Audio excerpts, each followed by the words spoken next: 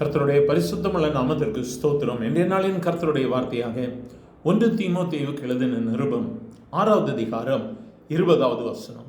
ஓ தீமோத்தேயுவே, உன்னிடத்தில் ஒப்புவிக்கப்பட்டதை நீ காத்துக்கொண்டு சீர்கேடான வீண் பேச்சுகளுக்கும் ஞானமென்று பொய்யாய் பேர் பெற்றிருக்கிற கொள்கையின் விபரீதங்களுக்கும் விலகு. எனக்கு அருமையானவர்களை, மிகவும் அருமையான ஒரு வார்த்தை. நம்முடைய ஆவிக்குரிய வாழ்வில் நாம் அசையாதபடிக்கு இயேசுவையே பின்பற்றி நடக்க வேண்டுமானால் இந்த வார்த்தை நமக்கு மிகவும் முக்கியமானது. இந்த வார்த்தைகளை கேட்கிற தேவ பிள்ளையே, கர்த்தர் உன்னிடத்தில் ஒப்பு கொடுத்ததை நீ காத்து கொண்டிருக்கிறாயா? இதைத்தான் இந்த இடத்துல தீமோத்தேயுவின் இடத்துல கேட்கப்படுகிறது. உன்னிடத்தில் ஒப்பு கொடுக்கப்பட்டதை நீ காத்துக்கொள்ள வேண்டியது அவசியமாக இருக்கிறது. உனக்குள்ளாக கொடுக்கப்பட்டிருக்கிற ரட்சிப்பு, உனக்குள்ளாக கொடுக்கப்பட்டிருக்கிற இயேசுவின் வெளிச்சம், உனக்குள்ளாக கொடுக்கப்பட்டிருக்கிற ஞானம், கிருபை, மேன்மைகள் எல்லாவற்றையும் நாம் காத்துக்கொள்ள வேண்டியது அவசியமாக இருக்கிறது. இவைகளை நாம் காத்துக்கொள்ள வேண்டுமானால், வேதத்தின் கற்பனைகள், கட்டளைகளை நாம் காத்து நடக்க வேண்டுமானால், அவசியமில்லாத வீண் பேச்சுகளுக்கு நாம் விலகி இருக்க வேண்டியது அவசியம்.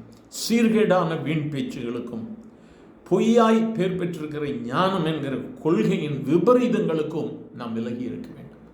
வேதம் மட்டுமே நம்முடைய முன்மாதிரி, வேதம் மட்டுமே என்னுடைய வாழ்வில் என்னுடைய வழிகாட்டி என்று சொல்லி நாம் பின்பற்றும் பொழுது, வார்த்தைகளை கேட்கிற எனக்கு அருமையான தெய்வ பிள்ளையே, நீ அலக்களிக்கப்படுவதில்லை, நீ அங்கும் இங்குமாக தள்ளப்படுவது இல்லை.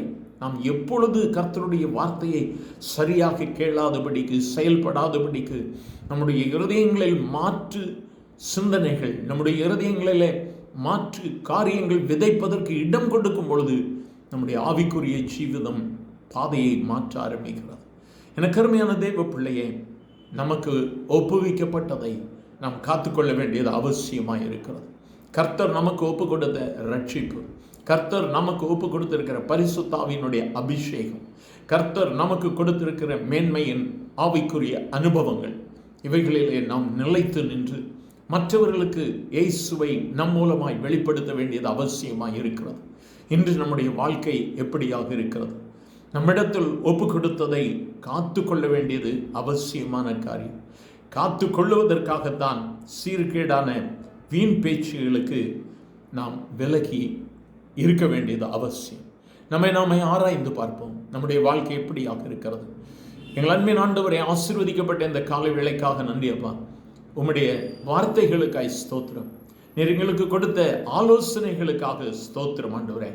நீர் எங்களிடத்தில் கொடுத்திருக்க ஒப்பு கொடுத்திருக்கிற அந்த ரட்சிப்பை பலுகி பெருக பண்ணும்படியா இன்னும் வேதத்தை ஆழமாகி தியானித்து ஜெபித்து உம்மிலே உம்முடைய ஐக்கியத்தில் இன்னும் நெருங்கி வர கேட்கிற ஒவ்வொருவருக்கும் கிருபை பாராட்டுங்கப்பா.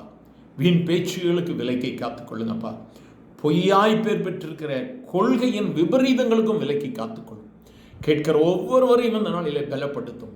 உம்முடைய சமாதானத்தின் உடன்படிக்கை கேட்கிற நம்முடைய பிள்ளைகள் ஒவ்வொருவரோடும் கூட இருக்கட்டும். நன்மையின் நாள் திருப்தியாக்கும். ஆசீர்வதியும். இயேசுவின் நாமத்தில் பிதாவே, ஆமென்.